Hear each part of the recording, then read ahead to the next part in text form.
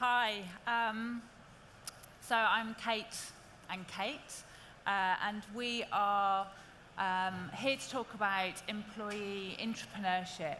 We're part of the Lloyds Banking Group Innovation Lab, and very much our remit as a lab is around experimenting for real step change innovation. So how are we looking at the future models for banking, the technology that's emerging that's going to disrupt our sector. And a really key part of that is the area around culture and behaviours within the organisation. And I think where people have been talking about intrapreneurship, which fully recognise is an entirely made-up word, so maybe we'll start by talking about what that actually means.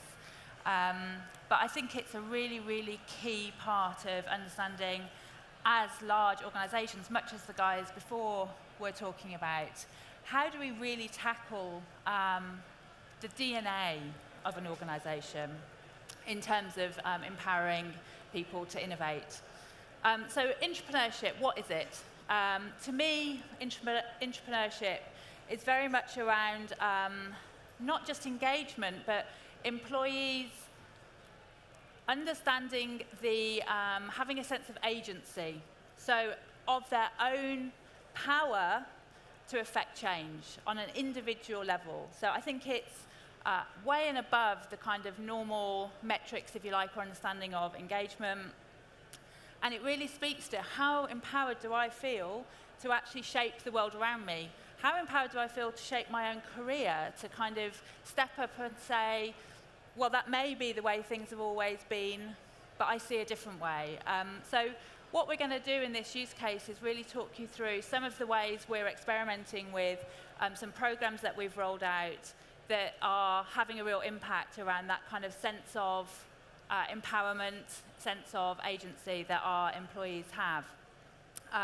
Obviously, it's been understood for a long time how very important this is. There was a Gallup survey, which you might be familiar with a few years ago, which said, jaw-dropping, it was 13% of employees globally feel engaged with their job. 13. That means 87% of people don't even feel engaged with their day job in organisations globally, which is shocking. And when we're talking about building a culture whereby people really tear things up and make a difference and change, that obviously gives a real kind of benchmark for where you start looking at encouraging behaviours. So some of these things that we're about to talk about are essentially the ways and the levers that we've played with to help affect that. And I think we've all seen, as Kate was suggesting, some of the studies, the Gallup poll, for example, but other studies that align with that reflect that the shift in moving those even engaged employees towards an ability to take empowerment and ownership of innovation needs really two things. One is around building the skills that increase that entrepreneurial capacity, and the other piece is around changing the key factors within your organization that we often see as highly siloed and highly complex organizations. Now, in respect to the first, we're going to take you through some of the approaches and the tools that we're seeking to introduce to our colleagues. In respect of the second piece, we're going to touch on some examples of the constraints that we see that are in place today. Hopefully that's going to move on.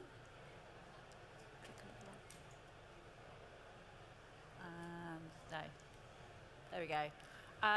So our team's mantra has always been about making innovation everybody's job and really embedding the capabilities to innovate around our organisation. Obviously, our organisation is massive. We're talking 75,000 odd people. And to a large extent, that job's now done. So we have innovators across the organisation who, whether they're in an innovation team or whether they're experimenting around their customer area, they are using test and learn. They are adopting agile ways of working. And you know, that there is a self-identification as well in terms of, yeah, this is something that I identify with, that I want to embrace and develop my skill set around.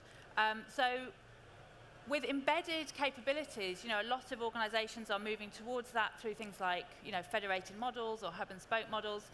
But then I think at this point whereby you're starting to see the embedding working and the pockets of innovating, delivering value around the organization, if you then look at what the pain points are and the next step, if you like, to help sustain and nurture that innovation, I believe it comes down to a point of connection. So you are embedding, you are operating, but we still exist in an organization which is old, you know, which is based on organizational structures that have existed forever. You know, we all have that kind of legacy in large organizations. So it's then about, okay, you've embedded all of this stuff and people are delivering value and really exciting work, but how do we keep them connected to each other so that you sustain and you start sensing and responding as an organization and you know, all delivering, having your local sense of independence and agency, but acting as a whole as well, whereby you can share knowledge, you can share learnings, you're not duplicating, you're efficient. But importantly also that you're nurturing each other and supporting so that actually you thrive as an organization.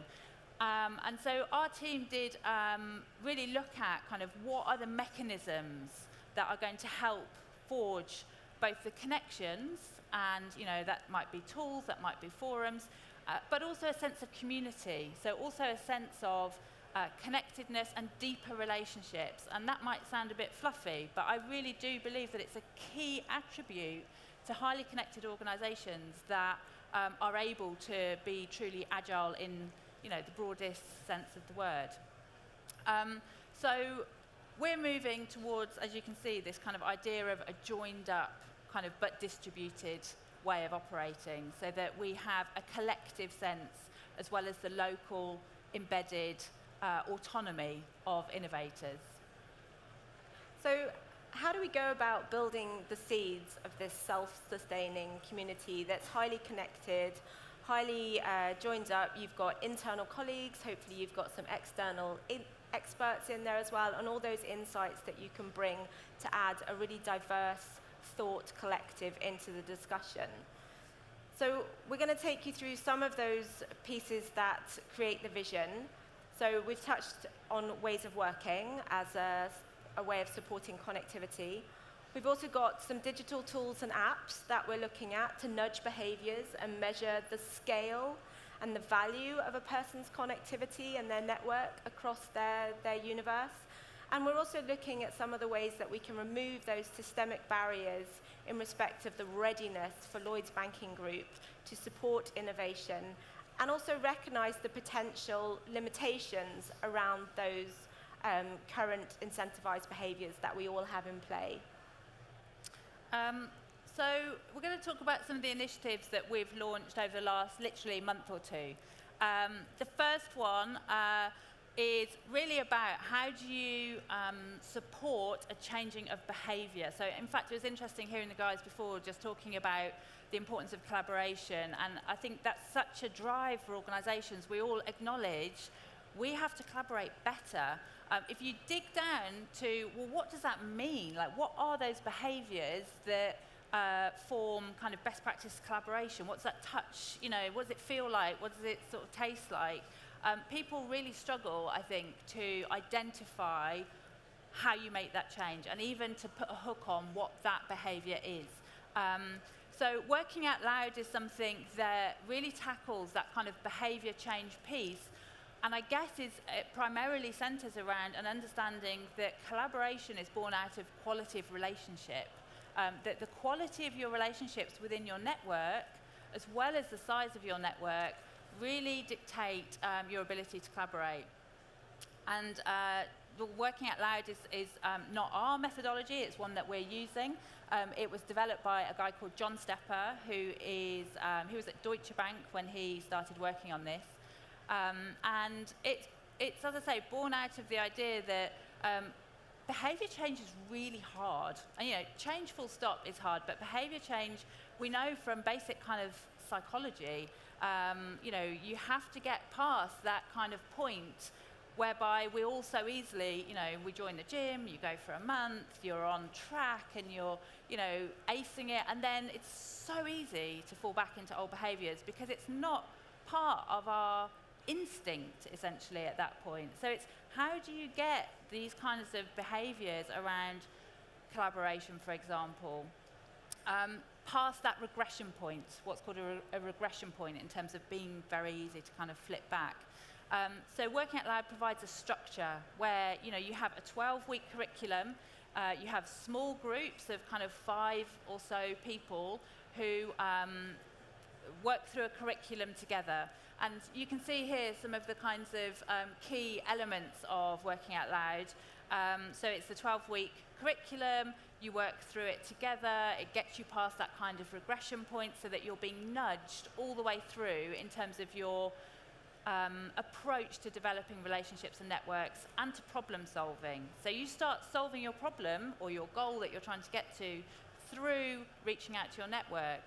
And not only are you reaching out to your network, but you're being generous to your network. And I suppose I think it's really helpful to kind of think of it in the context of things like pay it forward, that kind of concept of reciprocity where I'm not thinking about necessarily what's in it for me right now, but I'm doing something for your benefit. I'm supporting you. And I think if you look at an organisation, an organisational need for collaboration, I think it very much comes down to an instinct, an individual instinct of those employees to be willing to be generous, essentially. So to be willing to share my learnings, my insight, my time, for your benefit. And if everyone's doing that, obviously it's a game-changing culture for an organisation. So it works on that basis with the peer support of 4 or 5 other people. And I think the support part of it is also can sound a bit fluffy, but it's so powerful. I mean, if you see people that have gone through this process, in fact, I read some of the Amazon book reviews, and it kind of makes me, my British kind of uptight self cringe a little bit and go, oh, it's a bit over the top. But people really do find it quite an intense experience of engaging in a sense of connectedness and empowerment, and actually I can solve problems collectively with other people. It's not rocket science, but it's incredibly powerful. And so we went out and kind of with a call for participation in this experiment at Lloyds Banking Group. We had over 80 people immediately get back to us. It's become a kind of the beginnings of a movement, essentially. The level of participation is great. There's already a desire to scale it across the organisation. And it's being looked at in lots of different ways, both in supporting an innovative culture, a highly connected culture, but also centering around continuous learning and the fact that actually this sparks curiosity in people. This sparks a kind of sense of, I want to drive my curiosity to places I hadn't even thought of yet. So we're really, really pleased with how this is going, and it certainly is something that from the initial experiment will be have legs definitely into the future. And then the other thing that we're doing is a very cool series of meetups called Next Big Thing, where we will bring together different communities from our ecosystem. It was meant to be monthly, but we're actually doing them far more frequently at the moment than that, because there's just so much appetite for this kind of discussion that sparks ideas and sparks connections. We're bringing together the startup community, the business community, academics, all kinds of different people to talk about topics of the day. And again, it's about for us nurturing connectedness and ecosystems around the organisation and bringing that inside as well as contributing to the external. Okay, so I'm not expecting any of you to be able to read the letters on this slide because I'm this close and I can't. But what we're trying to demonstrate here is that as much as we're unlocking the power of new ways of working, we're also trying to deliver tools that embed and support that behavior and really embed the behaviors going forward. So we currently have, these are some outputs from a tool that we're experimenting with that looks to measure and track, really, all the connections that you make within your day-to-day and also any of the additional external pieces that you might be doing as you build this new habit of reciprocity. So in figure 1, we have the final outcome of you've gone into a tool and you're potentially going down a chain of thought. You might start with something that says, I'm looking for something I'm interested in. So, buzzword of the day, let's use blockchain, for example.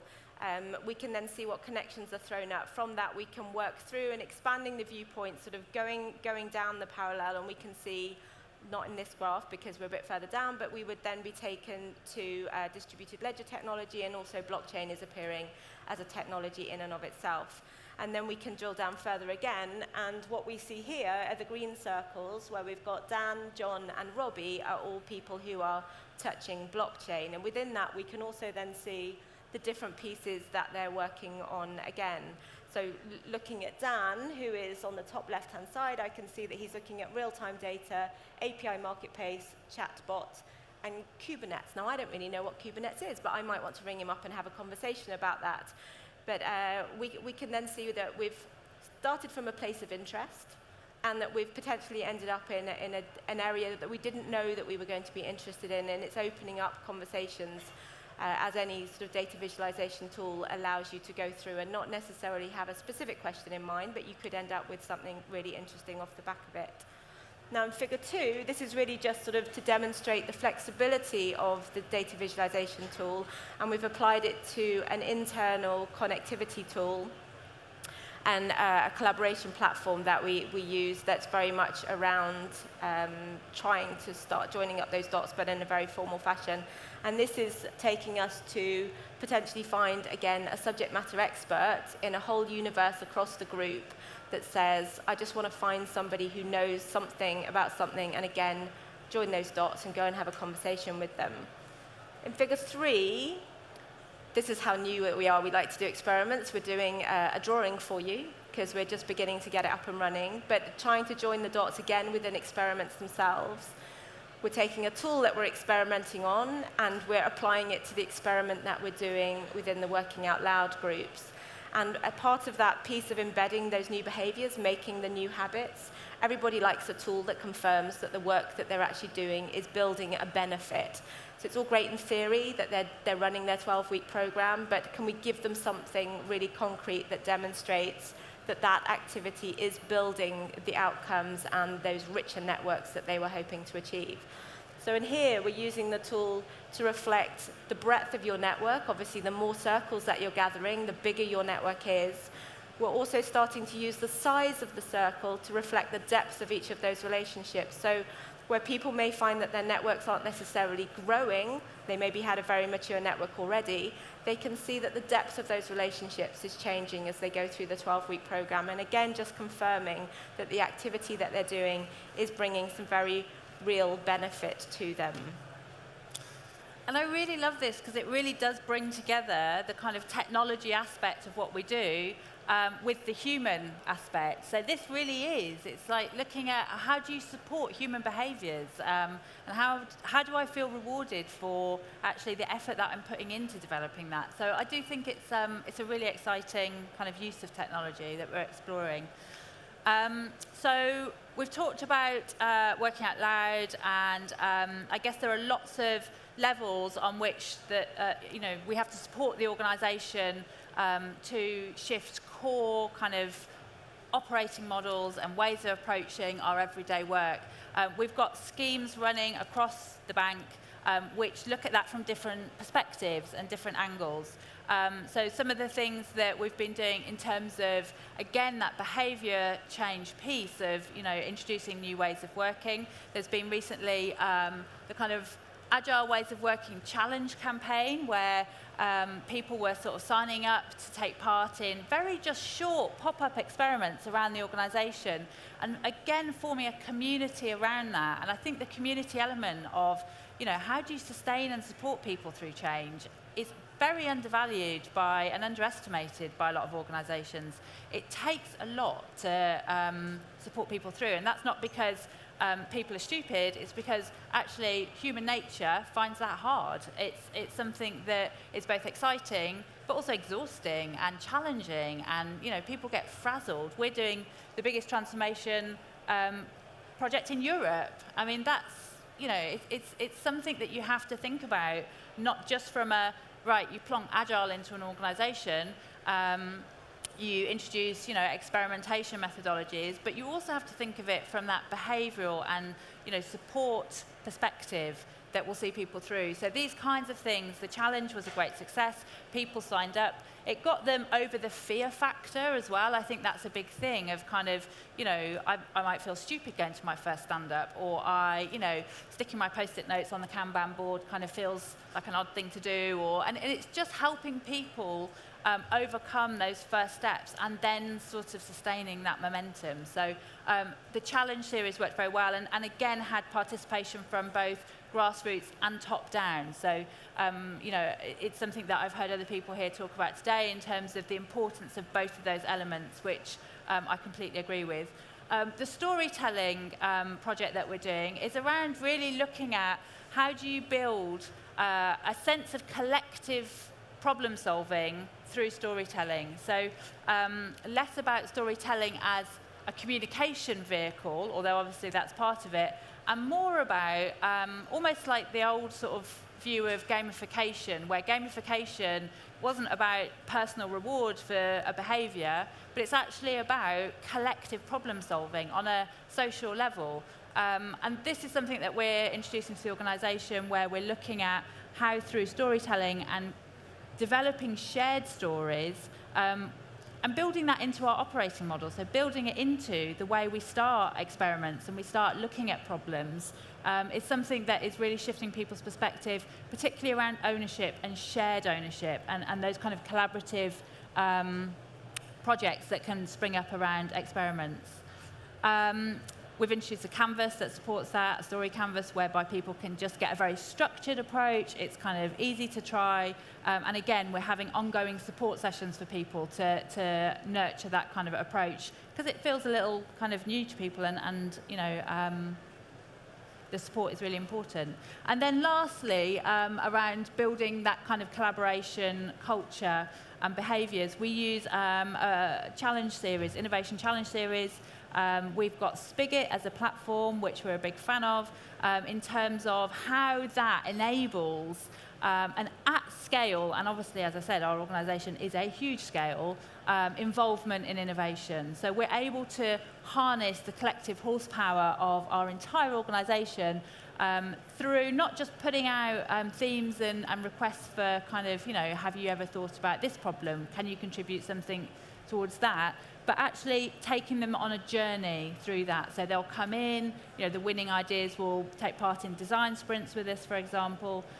It's a way of harnessing that kind of collective intellectual horsepower and deepening the levels of change around the organisation, because you are involving them in problem solving as well. We are collectively approaching that. So that for us has been a really successful vehicle. So I'm conscious we're out of time, but I just wanted to touch very briefly before we get taken off the stage that I'm sure everyone's very familiar with this. When we come back to motivation, we've touched on it a lot. One of the blockers is we're using a 1990s Kaplan method to measure the value and input in something that's now a 21st century behavioral piece. So we can happily get into the detail of it, and anybody wants to share some stories with us or have some questions through the course of the event, or even through LinkedIn or some other Twitter tool later, do feel free to reach out to us and we'll take you through some of those pieces. But in the meantime, thanks very much for the conversation. It's been great.